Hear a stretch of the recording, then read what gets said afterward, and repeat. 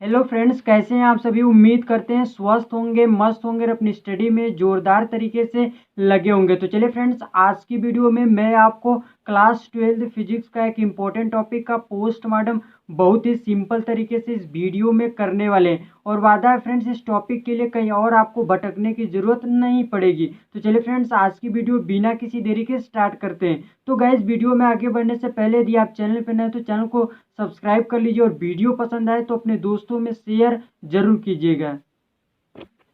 प्यारे दोस्तों, आज हम लोगों का टॉपिक है गतिशीलता। बोले तो मोबिलिटी को डिटेल में पढ़ने वाले हैं। तो आइए सबसे पहले हम इसकी परिभाषा को समझ लेते हैं, आखिर गतिशीलता होती क्या है। दोस्तों, इसका डेफिनेशन होता है एकांक वैद्युत क्षेत्र में किसी गतिशील आवेश वाहक द्वारा प्राप्त अनुगमन वेग ही गतिशीलता कहलाता है। कहने का मतलब इकाई वैद्युत क्षेत्र में किसी गतिशील आवेश वाहक द्वारा अर्जित किया गया अनुगमन वेग ही गतिशीलता कहलाता है।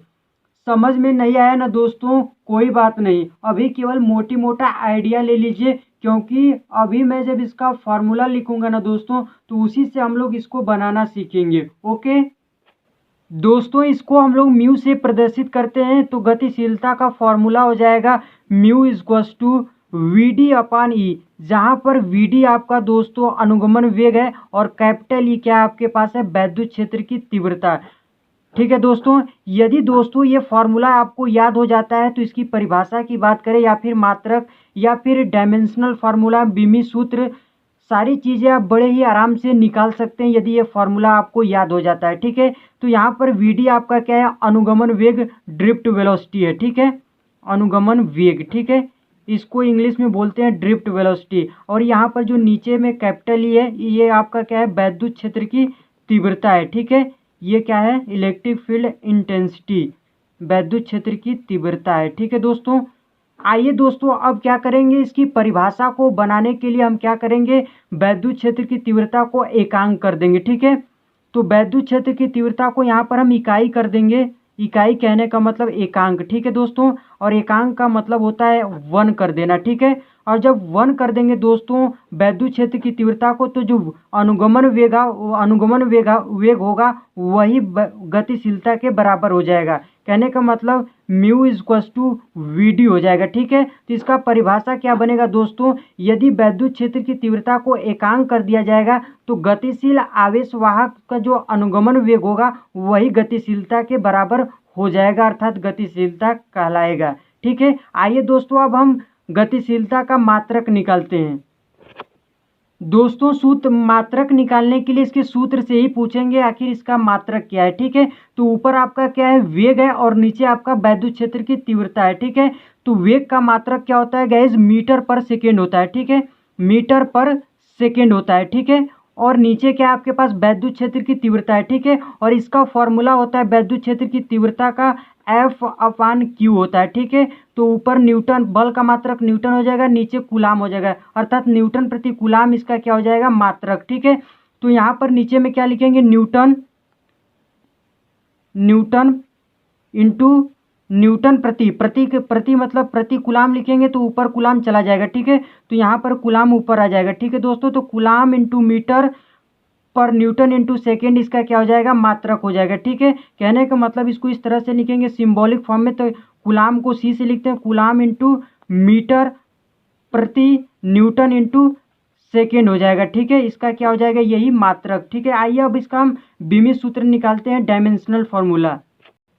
दोस्तों, मात्रक निकल गया है ना, तो अब बीमी सूत्र निकालना और भी आसान है।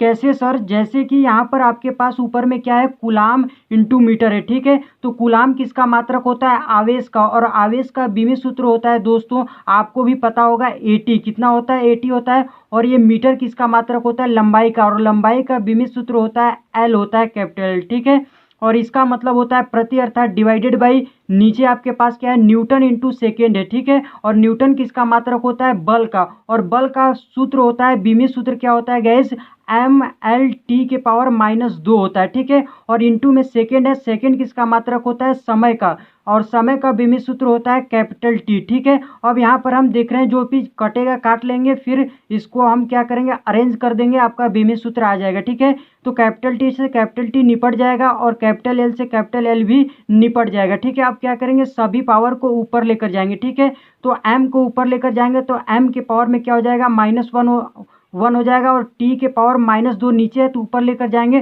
तो टी की पावर +2 हो जाएगा। ठीक है, और ये यहाँ पर बचा हुआ है तो ये हम चिपका देते हैं। ठीक है, तो यही इसका गतिशीलता का बीमित सूत्र डायमेंशनल फार्मूला हो जाएगा। ठीक है दोस्तों, आइए दोस्तों अब हम लोग गतिशीलता का धारा या फिर धारा घनत्व में क्या संबंध होता है जान लेते हैं। ठीक है, तो दोस्तों हम जानते हैं कि जो गतिशीलता का फॉर्मूला होता है म्यू इक्वल्स टू VD/E होता है। ठीक है, तो इसको हम समीकरण नंबर 1 मान लेंगे। ठीक है, और एक बात हम और जानते हैं दोस्तों कि जो I का वैद्युत धारा का फॉर्मूला होता है वो होता है ANEVD होता है। ठीक है, अब यहाँ से हम ड्रिफ्ट वेलोसिटी VD का मान निकालेंगे। ठीक है, तो VD बराबर आपके पास क्या हो जाएगा I डिवाइडेड बाई ANE को I के नीचे लेकर जाएंगे। ठीक है, तो I/ANE हो जाएगा VD का फॉर्मूला। ठीक है, अब VD का मान इस समीकरण नंबर 1 में रख देंगे। ठीक है दोस्तों,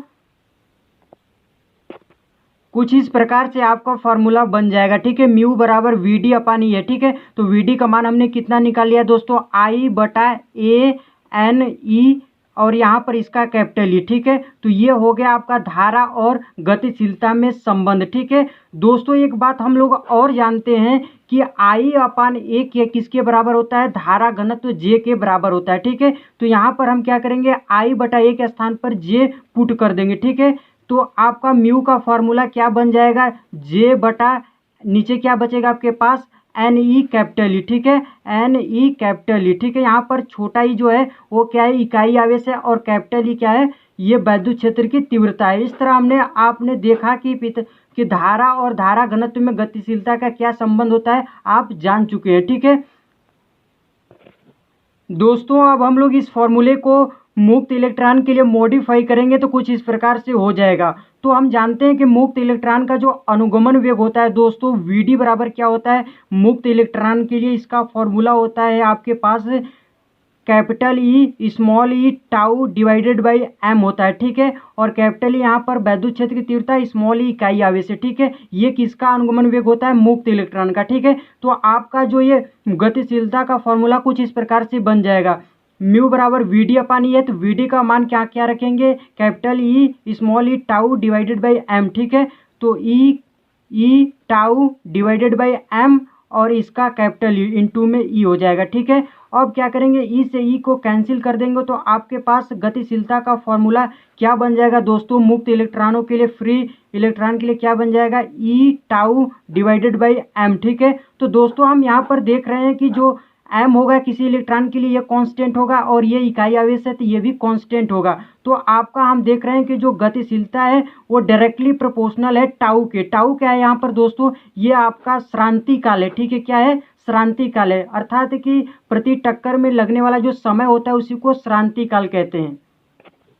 आइए दोस्तों इस टॉपिक से संबंधित एक लॉजिकल क्वेश्चन को सॉल्व कर लेते हैं। क्वेश्चन है आपका दोस्तों कि किसी चालक का ताप बढ़ाने पर गतिशीलता पर मोबिलिटी पर क्या प्रभाव पड़ता है। ठीक है दोस्तों, तो इसका आंसर सिंपल से होगा दोस्तों कि गतिशीलता क्या होती है घट जाती है, अर्थात घटती है। किसी चालक का ताप अब टेम्परेचर को इंक्रीज करेंगे बढ़ाएंगे तो गतिशीलता क्या होती है घटती है। लेकिन दोस्तों इतनी जानकारी तो आप किताब पढ़कर भी ले सकते हैं, तो फिर मेरे से पढ़ने का क्या फ़ायदा है कि नहीं। तो आइए इसके पीछे का हम लोग लॉजिक समझ लेते हैं। दोस्तों जब हम किसी चालक का ताप बढ़ाते हैं तो इलेक्ट्रॉनों का वेग भी बढ़ जाता है। कैसे दोस्तों, एक रिलेशन हम जानते हैं चूंकि कि VRMS जो होता है वो डायरेक्टली प्रोपोर्शनल होता है √T के। कहने का मतलब जैसे जैसे आप टेम्परेचर बढ़ाएंगे इलेक्ट्रॉनों का वेग बढ़ेगा, और जब इलेक्ट्रॉनों का वेग बढ़ेगा दोस्तों तो जल्दी जल्दी टकराएंगे। अब जल्दी जल्दी टकराएंगे तो उनका श्रांति काल क्या हो जाएगा दोस्तों घट जाएगा, क्योंकि श्रांति काल का मतलब होता है कि टकराने में लगने वाला समय। और जब वेग इलेक्ट्रॉनों का बढ़ेगा टेम्परेचर बढ़ाने पर तो क्या करेंगे को जल्दी जल्दी टकराएंगे। जल्दी जल्दी टकराएंगे तो मतलब कम समय लेंगे टक्कर लगने में। ठीक है, तो अर्थात श्रांति काल घटेगा, और श्रांति काल जब दोस्तों घटेगा तो मोबिलिटी अर्थात गतिशीलता ऑटोमेटिक घट जाएगी, क्योंकि हम रिलेशन जानते हैं कि म्यू डायरेक्टली प्रोपोर्शनल होता है टाउ के। ठीक है, तो ये आपका इसके पीछे का रीजन हुआ कि जब किसी चालक का ताप बढ़ाते हैं तो गतिशीलता क्या होती है, घट जाती है। तो उम्मीद करते हैं दोस्त ये क्वेश्चन और ये टॉपिक आपको पूरी तरीके से क्लियर हो गया।